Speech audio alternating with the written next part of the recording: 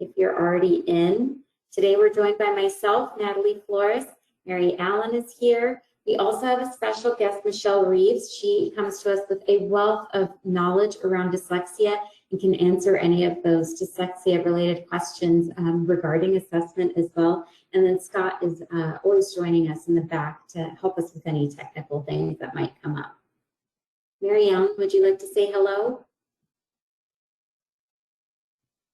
I would have to unmute that to do that, but I'm happy to. I hope everybody's doing okay today, and we're happy you're here. Yes, absolutely. We are happy you're here. Okay, so per usual, the topic of discussion here is pre-K through second grade assessments. Again, if there's something that we may not be able to answer right away, we do promise that we'll get back to you in some way. So if there's something that we may not be sure about, feel free to type it into the questions box and we can get back to you with that information. And we'll have to jot down your contact as well so we can get you your answer. So as you settle in, add your name, your role, and your location in the chat questions box.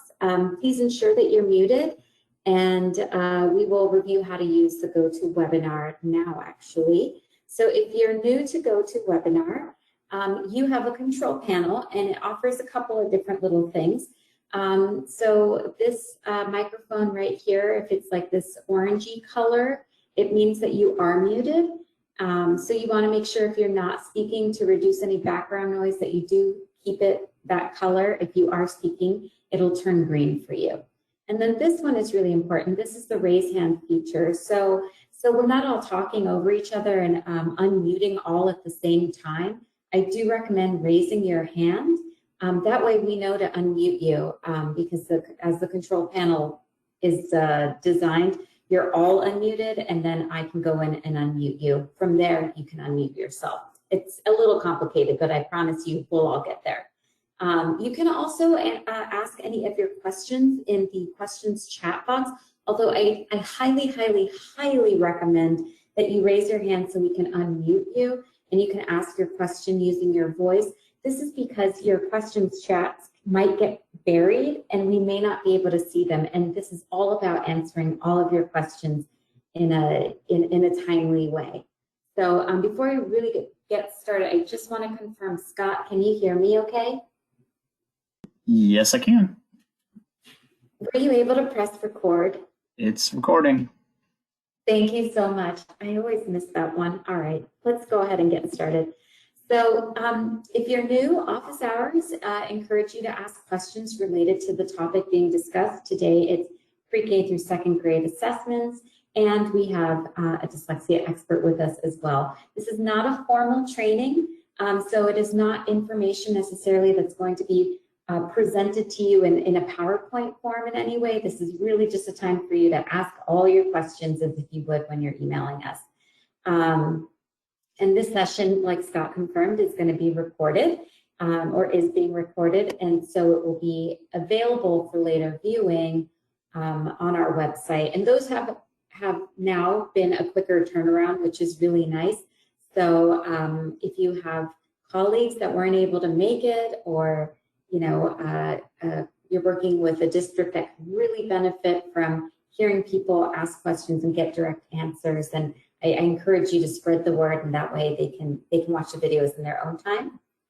And we're just going to go ahead and get started. So when you're ready, go ahead and raise your hand, and we'll keep track of who's got their hand raised, and we will get started with the questions. I already saw one, if we want to kind of get warmed up. I saw one come in through the chat box right away, and the question, I'm not sure if the person who wanted to ask it wants to go ahead and raise their hand to ask, or I can just read it. Okay, awesome. So Elizabeth, I see you. I'm gonna unmute you, and now you can unmute yourself.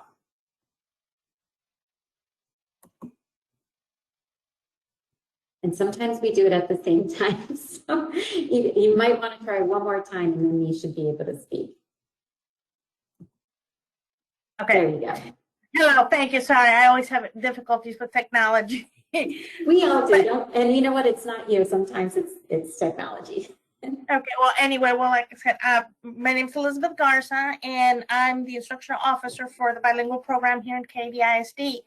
And one of the questions I'm being asked a lot now that we're going to start the window, to be testing is if for the Texas Lab, because there isn't a screener, if we have to do all of the 8 sections, or could we just do 1 through 4, which correlate to kind of the screener for TPRI, and then in that October window, then like finish out whatever we didn't do this time. I mean, and that's something I kind of really do need an answer, because I told everybody, I'm going to a meeting at 3 o'clock. I'll have an answer hopefully after that. So they're all waiting to hear from me. Absolutely. Okay, so I think either another person with the exact same question emailed this morning, or it was also you. And so I'm just waiting. It's me. Okay, good. It's me. I'm waiting on confirmation. I think I know the answer, but I am waiting on confirmation from CLI Engage, if that's the platform that you're using. Mary, would you happen to know?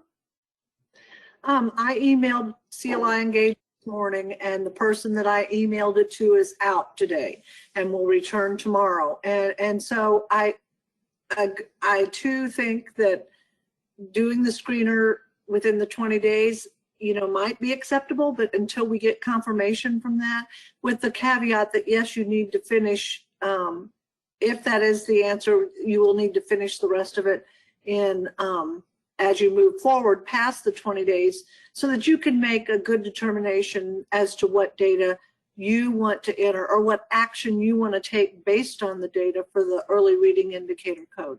It's just, your districts are familiar with the early reading indicator code and what process they've followed in the past to decide how they're going to code that.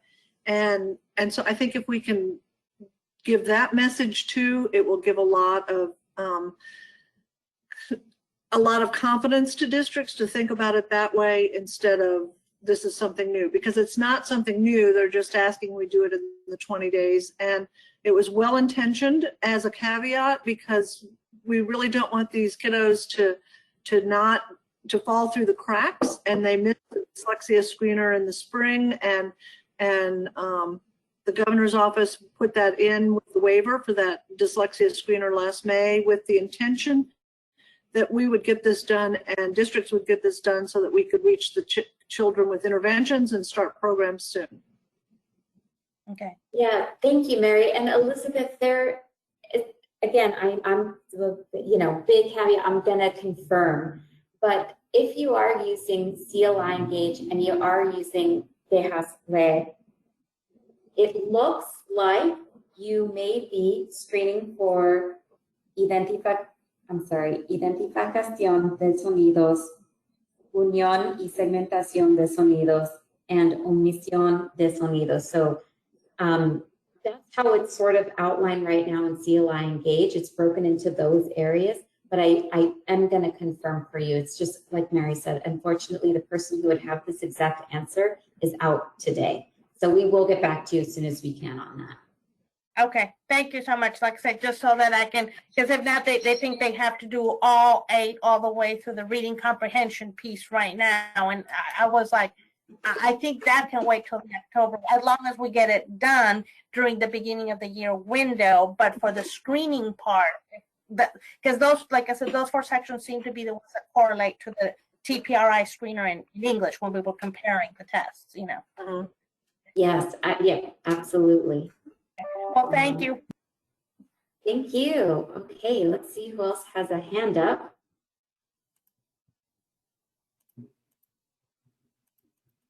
Okay, let's see, Alice, would you like to go? Yes, can you hear me? Yep. Mm-hmm. Okay, awesome. Okay, this is what's happening. I just have this question. We are going to be using MClass to assess our students. We are to assess the incoming first graders the first 20 days of school. Of course, again, it's a state mandate from the governor. And basically, this is the problem. We started school August the 3rd. So our 20th day is going to be this Friday. So this is the issue that we are having. I don't know if it's an issue I should be bringing up, but we've been trying to get our students rostered because we need to test by Friday. So we actually got an email from Amplify letting us know that they don't have a binding with ClassLink, which is what we use here at a district. And so we're gonna have to do manual and a daily upload on a CSV file. So they hope that, M-Class is hoping that they have a binding sometime next school year.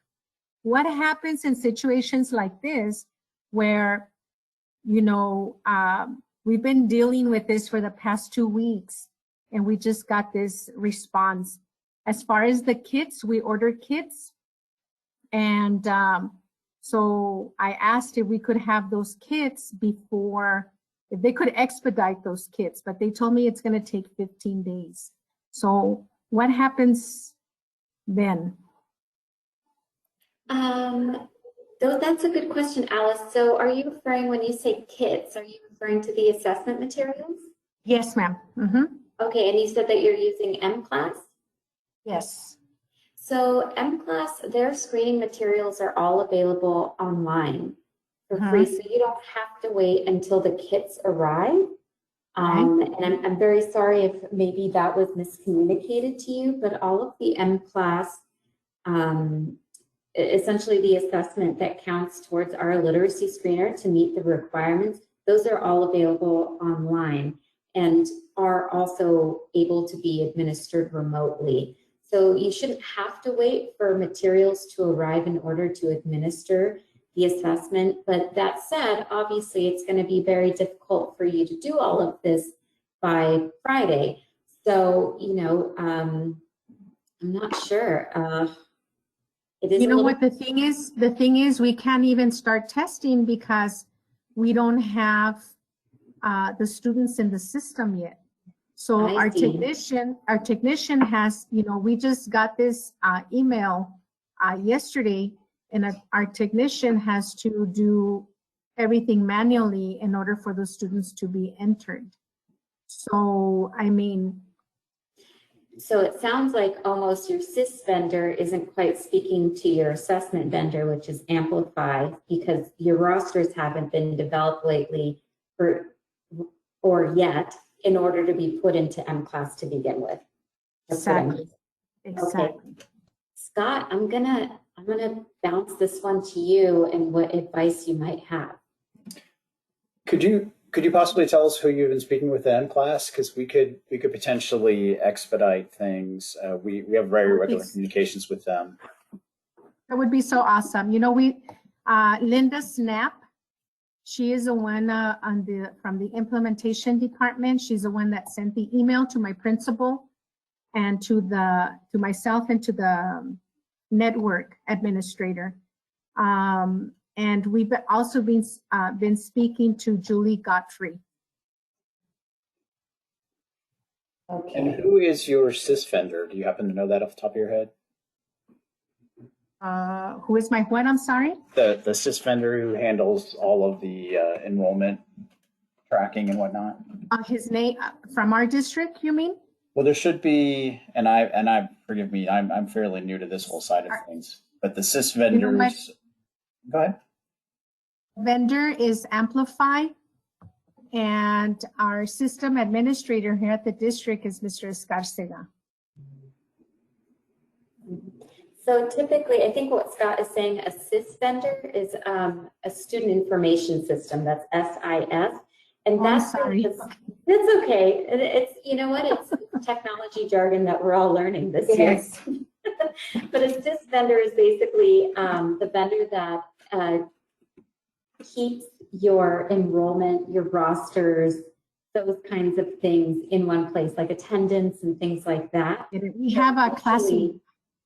What's that? ClassLink. ClassLink. Okay, so that sounds like it might be the sys vendor. And so that is having issues speaking with Amplify. And now you don't have your rosters ready at all. Yes. Okay. If you don't mind, Alice, can you please either email us at earlychildhoodeducation@ta.texas.gov. I'll add that to the chat, or you can just privately send us your email so we can loop back and see what we can do for you. That would be so awesome.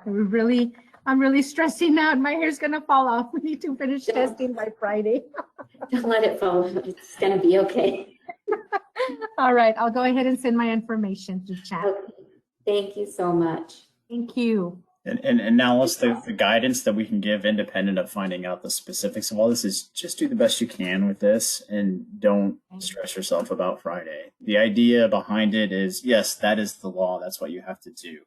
The reason that exists is so that you guys can get the information you need to support those students as soon as possible. So you just do what you can to get to where you need to go and don't worry about, repercussions of this, that, or the other thing. Because that's not the point of it. Awesome. Thank you. Mm-hmm. And just remember that information that you collect with the M-Class screener, that is used to also determine the ERI code, and that isn't due until December 3rd. So just remember that too.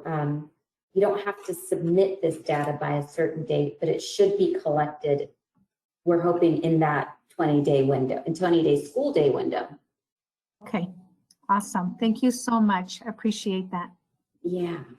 Lots of great questions coming in. Okay, I'm going to go with Jennifer Martinez. I'm going to unmute you, and then you can mute yourself, or unmute yourself, sorry.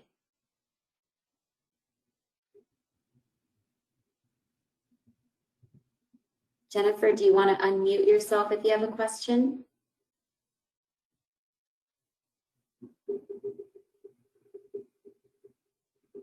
Okay, will you come back to us when you're ready? I'm going to go down the list. I see Beth Epps. So Beth, you may unmute.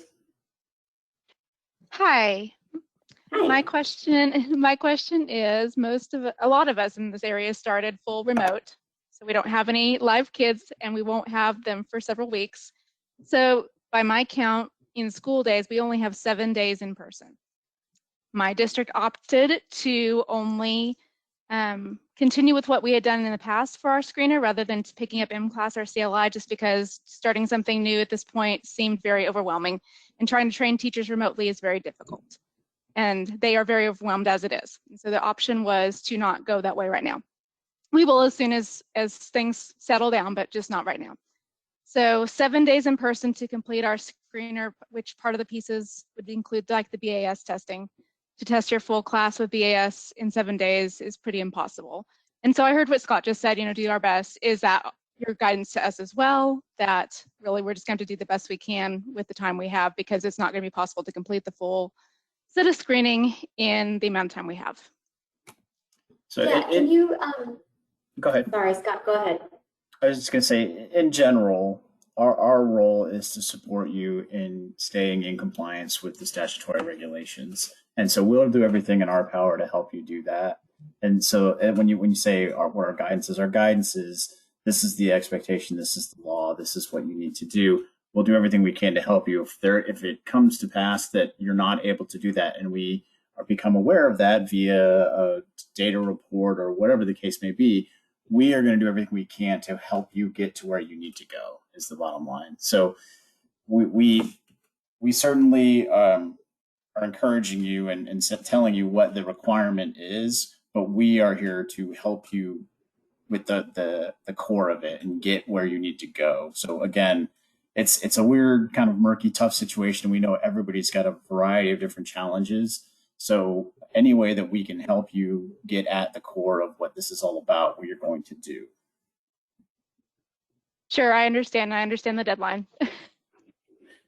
Well, and I want to reiterate what Natalie said earlier, is that the data you get is what's important, so that you can use that data to take action with those students that need accelerated instruction. The struggling readers, that weren't screened, because we don't want any of those kids falling through the cracks.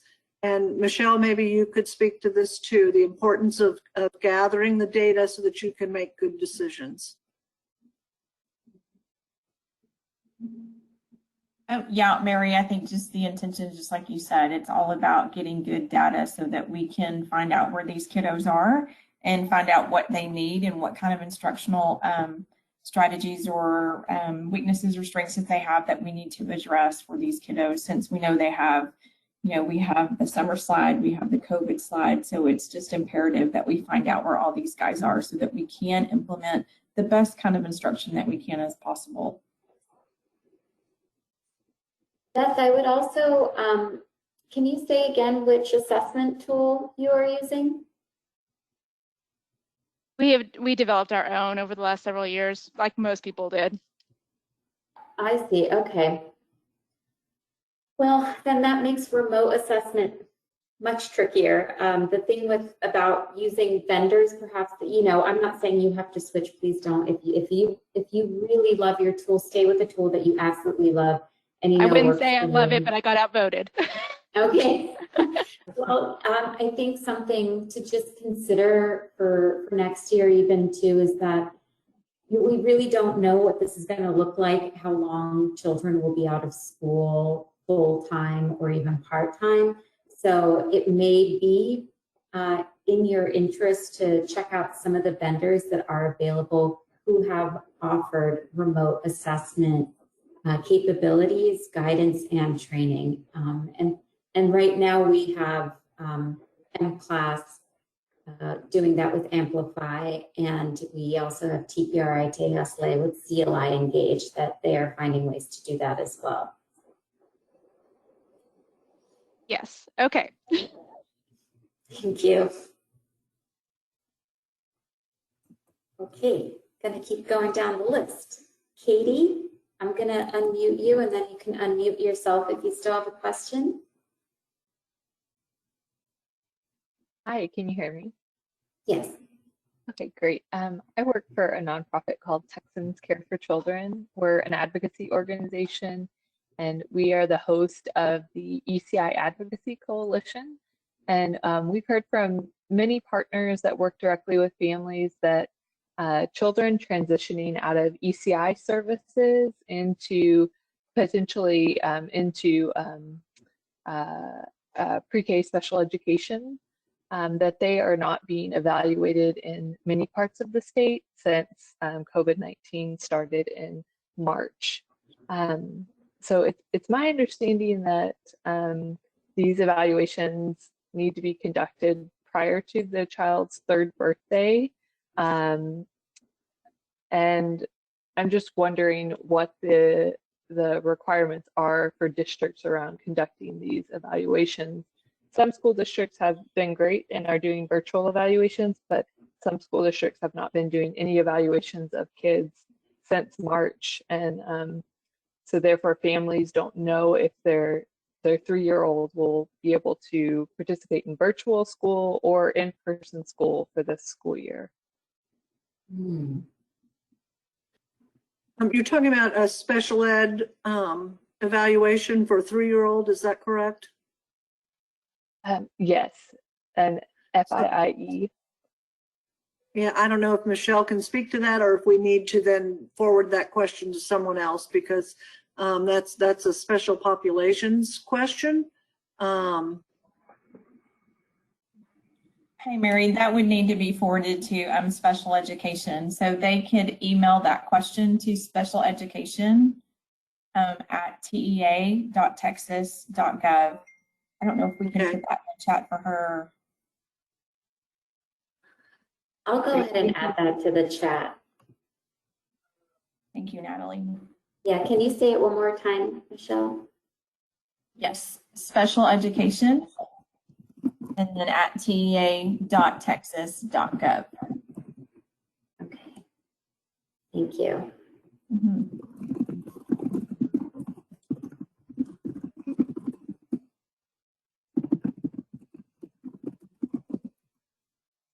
Okay, did you have any other questions, or was that the only one that you had?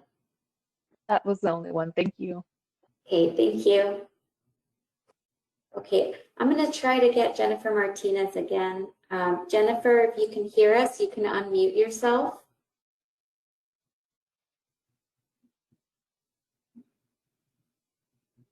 Okay, and so I'm going to pop over to Sylvia Gomez. I'm going to unmute you, Sylvia, and then you can unmute yourself. Hi, I was actually just gonna make a comment because I was kind of listening to Alice's dilemma, and we're going into our 25th day. So our 20th day was last week, and we were kind of in the same type of boat. So I was just gonna suggest to her that it's 5 to 7 minutes per student on M-Class. And if she doesn't have it right now because of ClassLink, she hasn't been able to load her rosters, I would just have teachers use the paper pencil for now, and then just document what students are going to be tier 2 from that list. And then once they get everything settled in, then they can always transfer it to the M-Class platform. But I mean, that's just a suggestion. And it's something that I would do because we were kind of in the same boat. And just make sure that you create a Google Slides with just the testing information for kids. It makes it go by faster and it's easier for them to see. Thank you, Sylvia. That's really helpful. You're welcome. Jennifer did put her question in the chat box, and it says, can a district continue to use iStation for first and second grade this year? And does the decision to do so require board approval? Great question. So- Mary, do you want to answer it? That one, or you can take it. Or I'm sorry, hold on. It blanked out for a minute. Did you want to take it, or would you like me to answer that one? I'll be happy to take it. Okay. Jennifer, any year, we don't collect data from first and second grade. So any year, if you want to use an instrument other than what's on the commissioner's list, you need to form a district-wide committee to choose that instrument. And some districts, their board already has a district-wide committee in place for something like this, and they don't require you to go to them for every decision that's made. It really is up to your local policy on how they form district-wide committees. So the bottom line is if your district level committee has already approved iStation, you can continue to use that. You do not need a waiver for Right. second grade. Right. Thank you, Scott. Excellent. So we're almost getting down to the bottom of the list with our hands raised, and I have Koshida. Koshida, I'll go ahead and unmute you. If you have a question, you can go ahead and unmute yourself.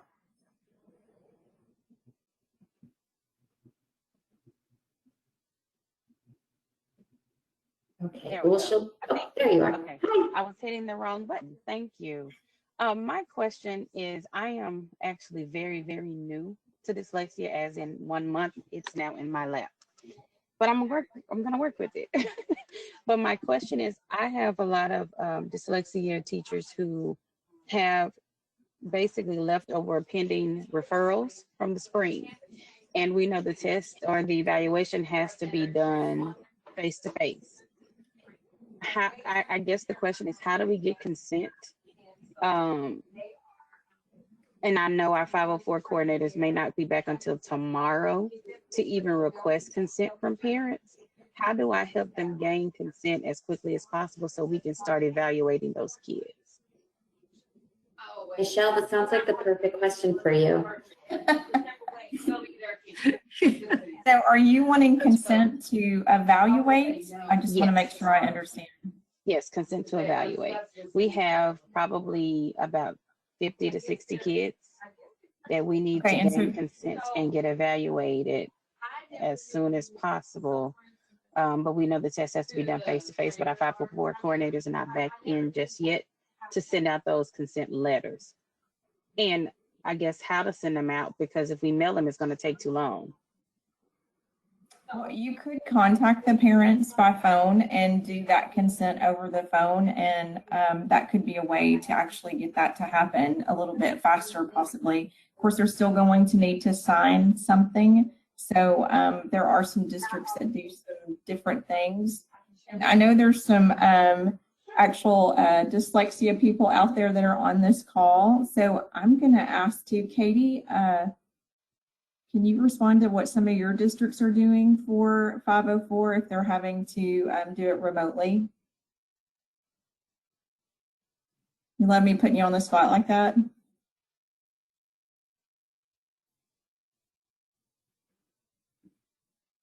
I might have to unmute her. So is it Katie Cloverdance? Okay, so let me go back to her name real quick and unmute. Okay, you can speak, Katie. Okay, if I heard it correctly, it was the question about getting consent and then moving forward with the evaluation. We have a mix. Some of ours are doing the virtual meeting to get consent. And then we really referred them back to one of the guidance documents on evaluation that has a chart. It's the one, sorry, I don't have it right off the top of my head, but it was the one posted last spring, but it has a really nice chart at the very end that helps you kind of walk through what are things you can get right now in this remote atmosphere, and then what are things that you may have to wait and get until you can meet face to face. And then that helps you kind of list out what are the things that we're waiting, because in some cases you may find that you have some of that data. It may not be on a norm referenced evaluation, but you may have plenty of data on the students' reading, writing, and spelling abilities that you can use. So we've kind of got a variety. We do have some that are setting up remote, or I'm sorry, not remote, but face-to-face evaluation. So it's kind of all over the place, but I would just, me personally, that chart that helps you kind of break down what do we already have and what do we still need can really help you in your planning as far as moving forward. And Michelle, if I missed the mark or misunderstood, let me know.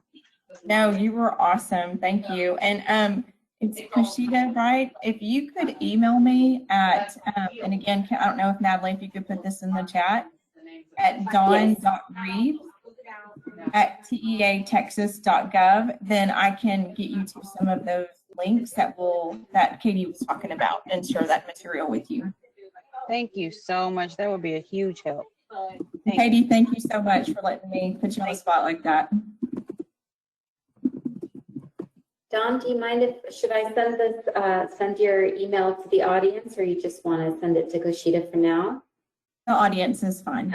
Okay, great. So I'm writing for assistance with dyslexia, please email Dawn Reeves. So there it is. And okay, it looks like Pam McCoy has a question, and you can unmute yourself. Great. How are you? Good, thanks. How are you? Good, good. Real quick question. We are getting ready to test first grade, and we have some students that we cannot get a hold of to set up the time to test. Is there going to be a penalty for not having 100% participation? Do you know? Well, I would never word it as a penalty. I like to think, in early childhood, we're here to support you and not be punitive. So I would say, the first thing is just getting in touch with them for other reasons too, because they need to be able to participate in some kind of remote instruction if that's what you're doing. And then the second thing is remembering that that data collected is determined to produce your ERI code, and then that gets submitted on December 3rd. So really going back to the intention behind the 20-day window, which is so that teachers can gain this information quickly to turn around an individualized instruction. And if they can't have that information, then it's going to be really difficult for them to individualize instruction. We would hope that you absolutely hear by those children by December 3rd. Mary and Scott, do you have anything else to add? Well, I was going to say, if they can't get a hold of them, they shouldn't be registered. It's just like the first day of school. If we were in person and the child isn't registered until they actually show up. And I would think the 20 days would start whenever that child registers. Okay. Well, what we're seeing is that with asynchronous, they have chosen to do the after hours. And so they're logging on at 3:30. So we're seeing them, and that we're not seeing them face to face, but we know they've been on doing the after hours work, which we wish we tried to get a hold of them. That's not near as meaty or, meaningful as our daytime instruction, but we're trying. Yeah, well, you just have to do the best you can, send an email saying that we need to schedule a time during the day, and it could be the parents are working. I don't know what the decision for the family was, but again, all you can do is the best you can. Yes, ma'am. Well, thank you, guys. Thank you. Okay, and it looks like Lori has a question. Lori, I went ahead and unmuted you, so you can unmute yourself to ask. And I was just responding because she did a letter know she could reach out to me as well at Region 11. Lori, I can barely hear you if you're speaking.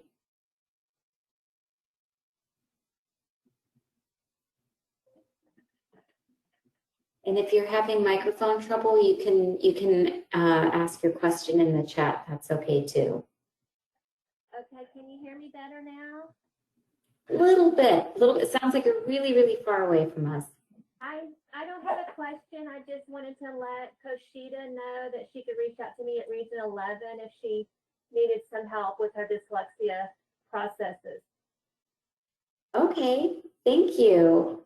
Is this Lori Milton? Yes. Yes, Lori, I will be in touch. Thank you. Sorry, we had to meet this way. I know, but thank you for saying that. So now I will definitely be in touch. Okay. This is nice. This is what it's about. We have to support each other in all these different ways. Okay, so I don't have any other hands that are raised. Scott, are there any questions in the chat that you see that haven't been answered? There was a pretty significantly long question that was answered or that was asked. I'm just now wading through it. I will get back to you shortly. Okay, thanks. All right, and for those of you who haven't asked, now's your chance. There's been really good questions today. So you could go ahead and raise your hand, use the little raise hand feature, and I can unmute you and we'll be able to hear you.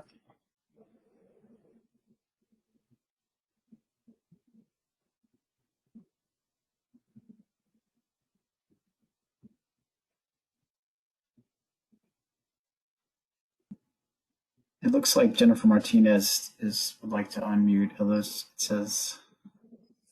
She's unmuted. Jennifer? So I think that perhaps, my name is Lindsay, but maybe I am listed under Jennifer because someone forwarded an invite. So maybe that's why you keep calling on Jennifer and no one's answering. I see. Oh, and it autofilled the registration. Well, Lindsay, go ahead. What is your question? Okay, I have two questions. The first one is, I know with both CLI and M-Class, they have some directions on their webpage for remote administration of their assessments. But I'm wondering if either people that are also on the call or yourselves have any just best practices for conducting those assessments. I work for the Region 20, not for a district, but I do have people asking like, how should we set this up? And so far I've just recommended a couple things I've heard here and there, but didn't know if there was somewhere on the webpage, on TEA's webpage, or from your experience for best practices. Ooh, that is on everyone's mind because it's, for many of us, it's the first time ever doing this. I will say that follow the user's guide to the best of your ability. The user's guide assumes that you are doing this in person with a child, but you may need to do some things that are a little bit different that you wouldn't normally when you're with a child. And this is something that me and Mary were talking about with another district, which was, you know, in most cases, when you are having an in-person screening, you can't necessarily ask the question again or repeat it because it assumes that the child will be able to hear you. But maybe I think the most important part is getting kind of like your norms in place. So when you're about to ask a question or right after you ask a question to that child, and that way you can mark it, you can say, can you nod your head or touch your nose if you heard that? And if they did, and they are touching your nose, then they can accurately answer what you're trying to assess from them. But just making sure those kind of like technological tweaks are out of the way, and yeah, setting some norms and expectations and clarifying it with the child. So, you know, if it isn't like a head nod or a shake, touch your nose or raise your hand if you can hear me. Mary, what were some other ones? I know that you had some good ideas too. Well, you just have to go through the assessment and see if they're trying to determine if there's a three-step direction or a pause and wait, you know, touch your nose after you touch your ear might be one of the ones, and try to mimic that, the wording that is the same. Because what they're doing is, for the listening comprehension, is to, you know, find out if a child listens to the whole direction or if he jumps on the first one. That's what that after is looking for. You know, and so, like I say, if you can go through the assessment practice area in Texkia's, the one I'm thinking of, that you can see what the questions are asking and see if you can recreate it with something yourself. Okay, that makes sense. Yeah, And then practice. That's a good idea. Yeah. Do a dry run. And then my second question was, I know that for both CLI and M-Class, that data is communicated directly to TEA. However, if someone is using like iStation or like the woman who, so they're gonna get their own created, how is that information going to be communicated? Where is that being uploaded, or what should get uploaded? Mm-hmm. So M-Class and Texkia will send their data to our data warehouse essentially, but you do still have to go through the process of verifying it just to make sure that it's, you know, correct in so many ways. Scott, do you want to speak to what will happen to the folks that are using other assessment tools? Sure. We're actually currently exploring ways that we can potentially capture some information. Where it gets tricky is that the ECDS, so the Early Childhood Data System, is not configured this year to collect data directly from any of these other assessment tools.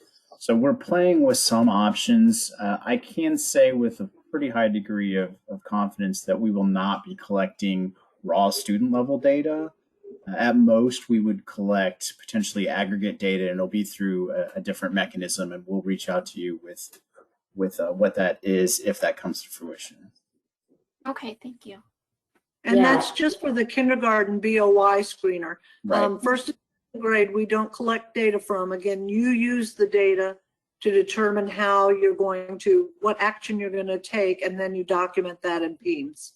Sounds good. Thank you. Mm-hmm. Okay, and I see someone named Elizabeth Garza has their hand up, and they are self-muted, so you may go ahead and unmute yourself. Hi, Natalie. It's Elizabeth from Katie again. I just wanted to make sure that, because I have received 4 more emails asking me the same question while we've been at this meeting. Just tomorrow, I mean, will I get an email directly? Because there was also something about it's going to be, so I'll get a response directly to my question that I sent. Okay, I just wanted to make sure, because like I said, they're all chomping at the bit because they are starting to do this. Okay, thank you. Yeah, I will absolutely make sure that you get your email with those questions answered, assuming that that person is going to give us those answers tomorrow. So, but we, you know, as soon as we saw your email this morning, we escalated it right away. So the question is not so much, it really depends on what you know, what essentially the vendors know of the research to be able to determine that. That's why we can't necessarily say, because we didn't develop the tool ourselves, to say, okay, you can only do this, this, and this if you want to do the screener. So we really have to make sure it's good and copacetic with the research as well.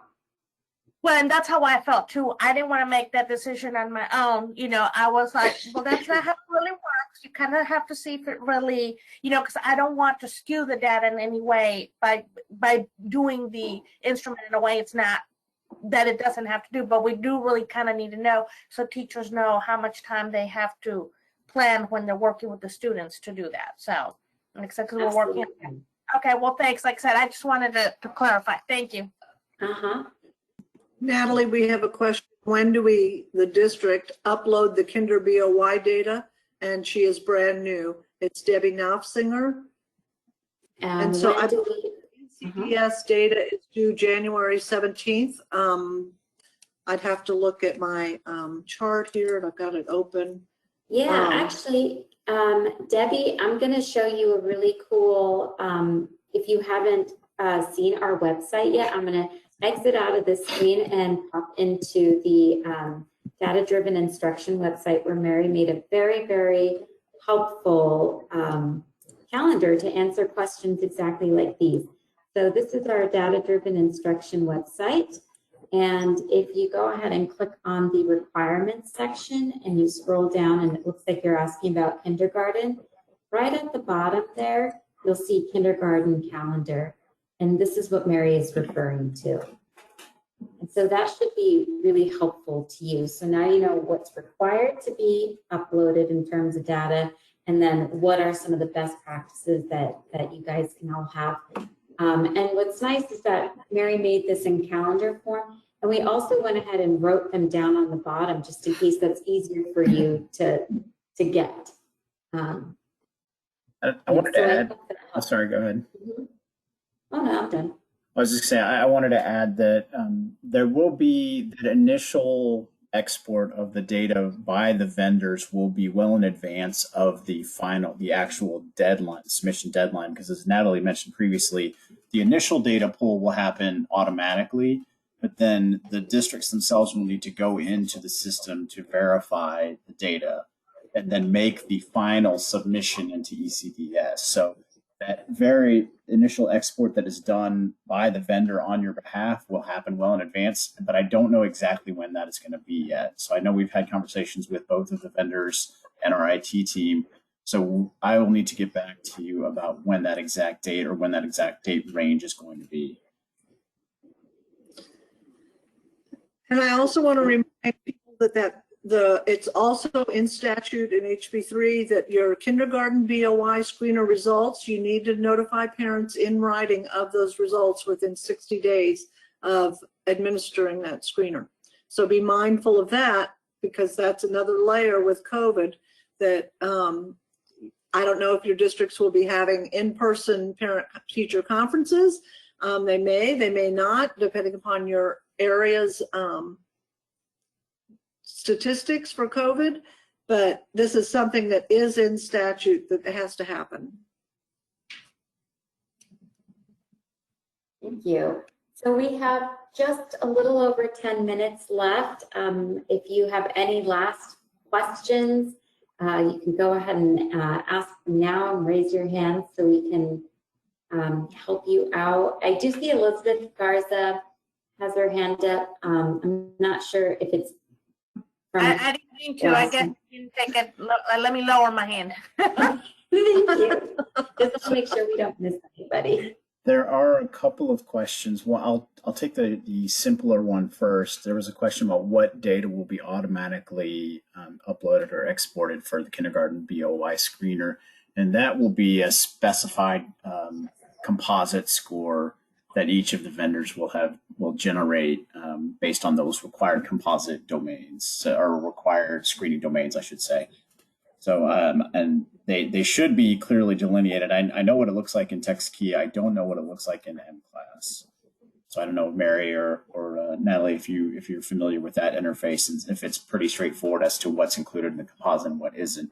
But that will happen automatically. You don't have to pick and choose which data components are uploaded. Are vendors, Scott, do you know, are vendors going to be notifying districts when they do that? I'm trying to find out what that is going to look like. We're still working through the sort of the technical specifications on that. So that's something that I have on my list of things to share with the participants from this group after I find out. There's also a question asked, what is the code that Natalie said needed to be entered in November? The early reading indicator code that everybody's done for several years has to be entered by December 3rd. And there's another similar question that says, I may have misheard, but I thought I heard it said that there's no data reporting for first and second grade. Isn't the early reading indicator included on the calendars you just referenced pulled from this? Yes, you use the data from the first and second grade tools to make the decision as to what you submit for the early reading indicator, but you don't submit the raw data from the assessment tool that you used. And I just pulled up the first grade. I just pulled up the first grade calendar so you can see what that looks like. So it's a little different. Instead of like in kindergarten where they where the vendors are pulling that composite score, you are, instead of that happening, essentially using that score and your formative assessment data to determine your ERI code, your early reading indicator code. And again, just as a reminder, all of these are located in the requirements section, as well as the best practices section. So I'll start from the beginning. If you want to click on requirements, that's where they are, and they're nicely divided up into each grade, along with the statutory requirements. And the tool selection guide is here for you guys as well, although I'm sure you all have decided already on what tools you want to use. And then best practices and professional development is here as well. This is where the videos like these will be posted and where we'll be able to have registration for the office hours as well. Okay, so Sharon, do you have another question? Thank you. So I really want to clarify for myself. So this data that's automatically uploaded into the system, I've heard it's the literacy screener, and then I've heard it's all of the kindergarten entry BOY screener. If you could just one more time run it past my brain, which one is it? Good question. Okay, so essentially the system, our system has been designed this year to take all data. Should you want to administer math assessment through CLI Engage, should you want to do any of the other assessments, it's there to collect all the data. It does not mean that you have to assess with all of those assessments. What's required is the literacy screener. So it's essentially, if you are going to be assessing students across all those domains, then yes, that data will get pulled into our system. You can opt out of it as well and say, no, I just want the literacy screener. But again, what's required is that literacy screener. Scott, do you want to maybe say it a different way? Because I think it was confusing. That was actually really well explained. Anything that you submit for those particular tools will be submitted into the system automatically. However, as Natalie mentioned, you will have the opportunity to opt out of that and only have the literacy screener elements that are required submitted in the system automatically. I don't know what that interface and what that decision prompt is going to look like for the respective vendors, but that is something that we've been talking about with them quite frequently. And I'll double check with our IT folks to see if they have any insight there. But you should have the option, as Natalie said, to opt out of having everything pulled from that vendor. Mm-hmm. So yeah, just because you can assess in all of those domains doesn't mean you necessarily, it's not necessarily required to submit all those domains. That helps. Now, and it's only the BOY data this is happening with, correct? For kindergarten, the districts, BOY. It's only kinder BOY. Everything else, districts are doing a manual, well, not manual, but they're going to do their own upload. That really clarifies it. Thank you very much. Yeah, absolutely. Yes, and the kindergarten goes into ECDS, the data, where K through 2 PEIMS, you all use the data to let us know what code you're going to give for each student, and that essentially tells us what action you've taken.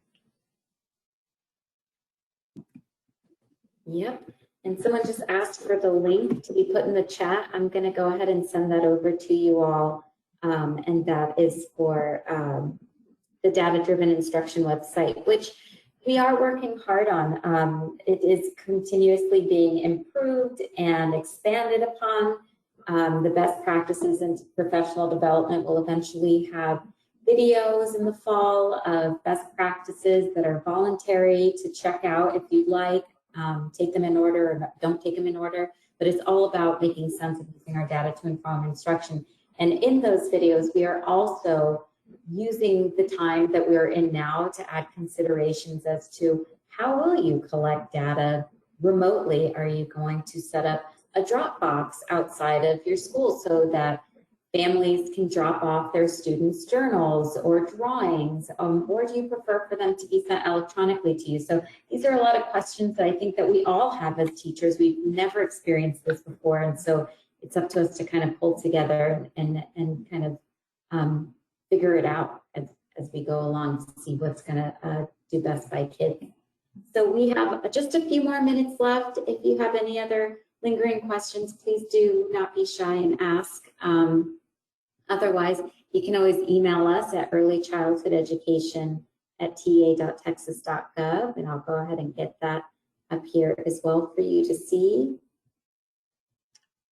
Natalie, I have a couple things that I'd like to share.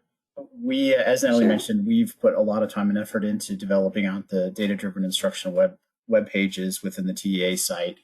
And we feel really good about what we've done so far, but at the end of the day, it has to serve you all and has to support your needs. So if you go through those pages and you have any ideas, anything that you think would be more helpful or we could be presented in a different way, I can't guarantee that we would be able to act on every single thing, but we want to get your input and we want to do what we can to make it as user-friendly for you as possible. So don't ever hesitate to send anything to that email address there. Any suggestions, any questions, anything you have about how we can better serve you through that website, because it's so much easier if we can make the information available to you in a user-friendly way rather than you having to wait for an office hour session to ask a question. If you can just get the information quickly and easily on your own, that's so much better. So please always give us feedback on those things. And speaking of feedback, there will be, or there should be, I don't know that I 100% trust the system at this point in time, but there should be a very brief survey going out to you all probably about an hour after this session is over, just to get your feedback on these office hour sessions and what works, what doesn't, and what else we can do to potentially help you all out. So that's my piece. Thanks. Thank you, Scott. And so I saw something else come in. It says I work for an ESC, so I don't have connections with M-Class. So there's two ways to do it. If you'd like, we can get you connected with M-Class, and just if you want to email us, please, your information, just say I could use an M-Class connection. Here's the region I work for. That way we can get you set up with seeing who the point person is for that region. They can support you. So that's one way to do it. Or you can also speak with your districts that are using M-Class and say, who's the person that you've been speaking with, and can I be in touch with them too? So two ways to go about it. You can ask us, or you can just simply go directly to your districts and say, who have you been talking to? M-Class Amplify is pretty organized in the way that there's providing support staff to each region and the districts within them. So it's usually one person that's kind of overseeing the implementation of the tool in a couple of different places. Okay, so we have just about a minute left. We will continue to stay on for a little while longer if you have any lingering questions, but if not, this has been recorded. Thank you very much to Mary, Michelle, and Scott for helping with all of this, and thanks to you all for asking these really important questions. We hope that we've been somewhat helpful to you today. And yeah, have a good day. Thank you for joining us. Thanks for having me, you guys. Thank you.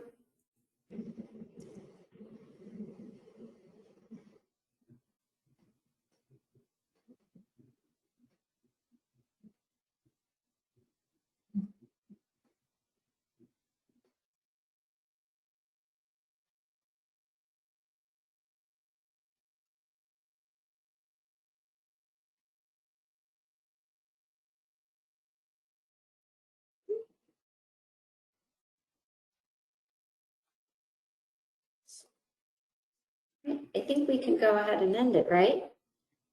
Yep. Yep. Okay.